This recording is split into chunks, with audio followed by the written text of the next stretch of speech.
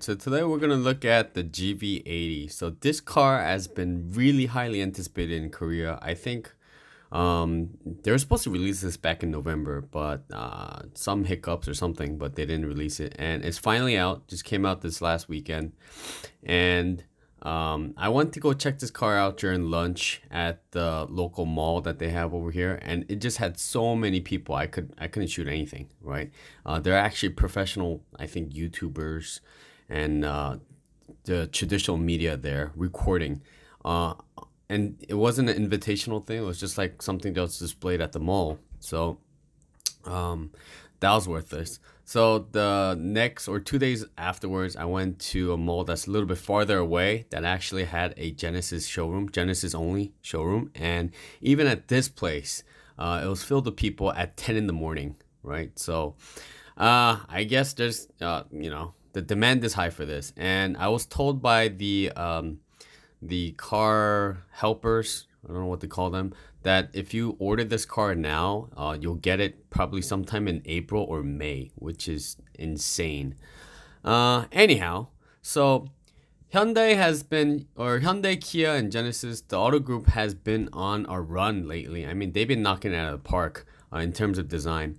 And while the G90, G80, and G70 all have been well received by the critics for their design, and I think for the G70, its performance in the sector, they haven't really been selling well overall.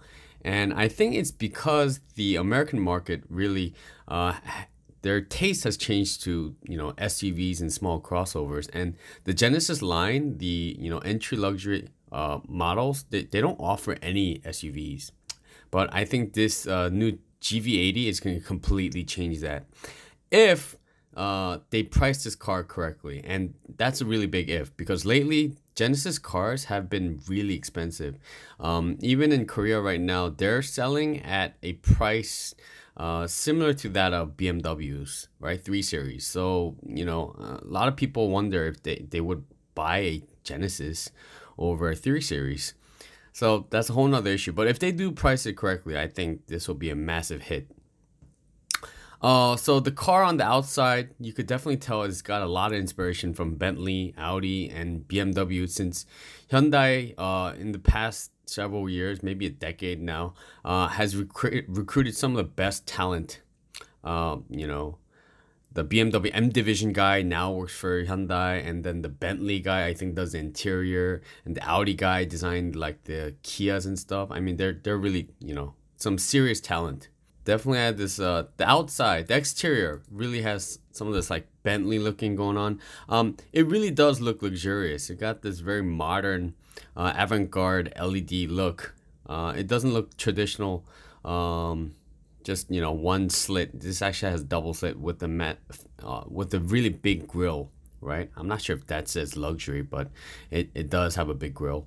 And, even their logo, it seems very befitting now. And when I first saw the Genesis logo, I was like, man, this is such a bite off of Bentley. But you know what? I think it's coming on its own. So we'll see how it ages.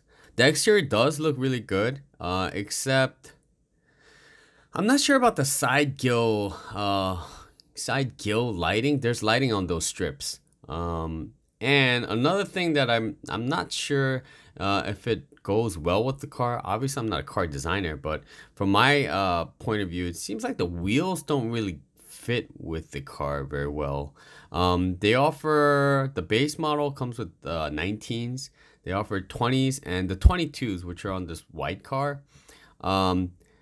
It's well sized for the car, but I don't know if it design-wise fits. It definitely looks, trendy, or I don't want to say trendy. It definitely looks like avant-garde, but I don't know if it works.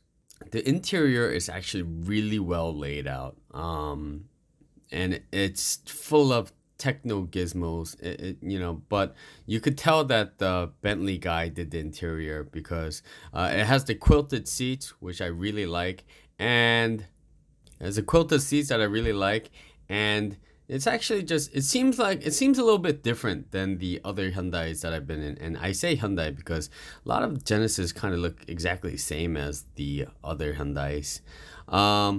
But one thing I do have a gripe with before I get into the technological features of the car is the gauge clusters. I really wonder, like the gauge clusters look unique, for sure. It definitely looks like it's from Genesis. But one thing that I wish they hadn't followed BMW on is the tach gauge. I mean, why did you have to make the tach gauge go in the reverse order? You guys could have stayed original on this one, right? I know you have your own UI, but why does it have to count counterclockwise, right? It seems really annoying, right? Having the RPM go up from like the left and then from the right to left.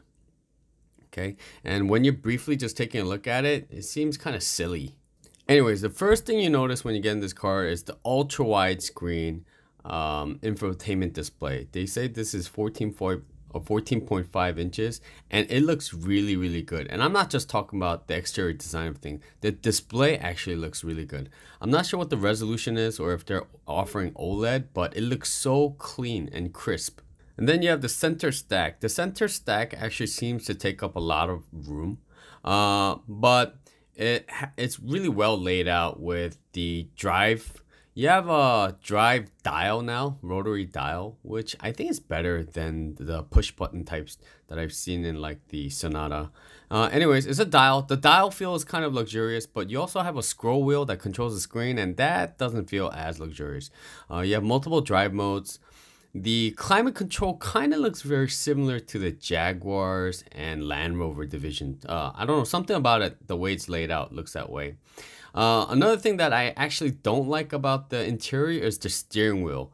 I'm really not a fan of these kind of, I don't know what to call it. It's like this square steering wheel. Is that what you call it? It's just like this center thing. I'm a big fan of tri-spoke steering wheels. Actually, I think my favorite steering wheels are from Mercedes and Porsche. I think they offer the cleanest look, right? And I wish Genesis had made a better steering wheel, to be honest, because I don't know if it does kind of fit the car, to be honest, right? It does fit the car because it has this luxurious look. Something about it feels sporty yet boaty. I don't know. But yes, the steering wheel does fit the car, but I think it has to do with the lighting. I think the rear and front lighting has some similarity to the steering wheel that's inside, but I'm just not a big fan of that type of steering wheel. Anyways, on to the tech. So, I'm sure this offers everything just like, all these other cars. But what I did notice that was very different while I was at the showroom is that the heads-up display, has a mini car inside, and I never seen any of these in the other Hyundais. It seems very, very detailed, right? Another thing is the navigation screen has like this augmented feature where they paint blue lines and stuff on the actual road that you're seeing, right? On the navigation screen that you're seeing. So it has a front camera and it tells you where you should go to, which I think is a pretty neat feature, right? Because when you're driving, I'm sure this has happened to people all the time, right? Where you're driving, it's like, damn, did I take the right lane or the left lane? You don't know where to go, but this augmentation that lays on top of the navigation screen or the camera in front is supposed to be it looks very, very different, right? It looks quite innovative. I haven't seen this in any other car yet.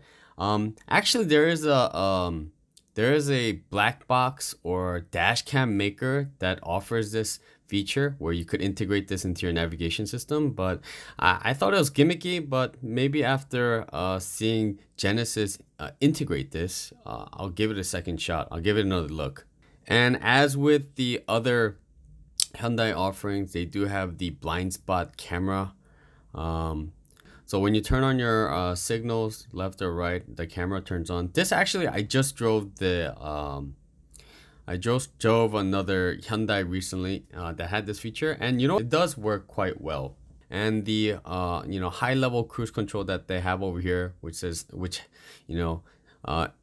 corrects if you have lane departure on this stuff, is obviously offered here. But one thing I noticed that was funny on this photo that's on the Genesis website is that this car, check out the odometer. The odometer has like 100 I don't know. Is this 100 or a million? I think it's 1,226,000 kilometers, which is like some crazy number. It's like, I think 700 something thousand miles, right? Which is insane. This Genesis will not go that far, trust me, right? That's like circling the globe 3 times. Wait, is it 30 times? Anyhow, anyway, so because I didn't get, I didn't get a lot of time with the car because there's so many people just waiting online to film it. I went on the website and checked out some of their features. The car comes standard with rear wheel drive. So all wheel drive is an option. It's like a couple $1,000 option with a limited slip differential. And at least it's rear wheel drive though, not the front wheel drive. So it's rear wheel drive. You pay like $1,500 or $2,000 for all wheel drive. You could select, another thing that you could select is the how many rows of seating you want. So the standard is just 5-seater. Or you could you could select an option for another like $2,000 to get the third row, which seats another 2 people. If you load this car up, I mean, all the engine offerings are not out yet, but I know they're offering Hyundai's new engine that's supposed to be more powerful and at the same time more efficient. As of now in Korea, you can only order the diesel model. As of now, they're offering only the diesel model, and it's offered with 278 horsepower and 60 kilogram per meter, I think, torque, which works out to be about 450 approximately, I think. I don't know. And that's a lot of torque, right? So this was just a quick look on the new GV80. And I'm not the biggest SUV fan because, like, SUV sits so high up and it just feels boaty to me. But I understand the appeal, right? I understand the appeal because, like, it does give you a lot of confidence sitting so high up, right? It seems like you could just run over people and you could store a lot of people in there and people could travel comfortably. But it's just not for me. But this is a trend, so we'll see where this goes. So that was just a quick look on the GV80. I'll update with more Korean cars that come out. So catch you guys later. Yeah, yeah. Oh, oh, oh. Yeah, yeah. Oh, oh, oh.